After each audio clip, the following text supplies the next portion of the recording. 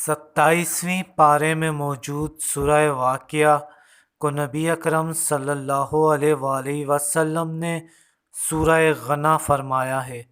حضرت انس رضی اللہ تعالی عنہ فرماتے ہیں، حضرت نبی اکرم صلی اللہ علیہ وآلہ وسلم نے اسے دولت مندی کی صورت کہا ہے۔ دوستو، آپ خود بھی اسے یاد کریں اور اپنے بچوں کو بھی یاد کروائیں۔ سید المرسلین صلی اللہ علیہ وآلہ وسلم نے فرمایا، جو شخص مغرب کی نماز یا عشاء کے بعد اسے ہر روز پڑھا کرے گا کبھی فکر و فاقہ میں مبتلا نہ ہوگا۔ سورہ واقعہ کے فضائل بھی کئی روایت میں وارد ہوئے ہیں۔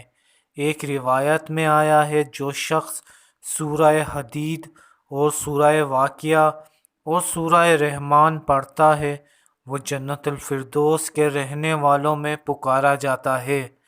حضرت عثمان ابن عفان رضی اللہ تعالی عنہ نے حضرت ابن مسعود رضی اللہ تعالی عنہ کو مال دینا چاہا کہ اپنی لڑکیوں کو دیں یا ان پر خرچ کریں۔ حضرت ابن مسعود رضی اللہ تعالی عنہ نے فرمایا، کیا آپ ان کے فکر و فاقہ کا خوف کرتے ہیں؟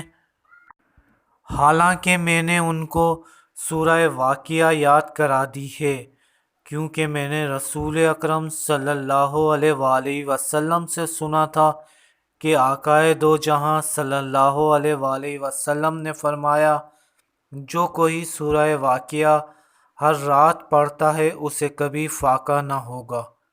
یہ کہہ کر حضرت ابن مسعود رضی اللہ تعالیٰ عنہ نے مال واپس کر دیا۔ یہ ہے یقین و ایمان عاشقان رسول صلی اللہ علیہ وآلہ وسلم کا۔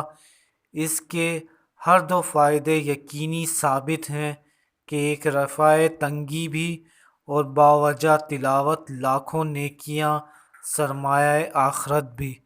اللہ پاک ہم سب کو پابندی کے ساتھ پڑھنے کی توفیق دے۔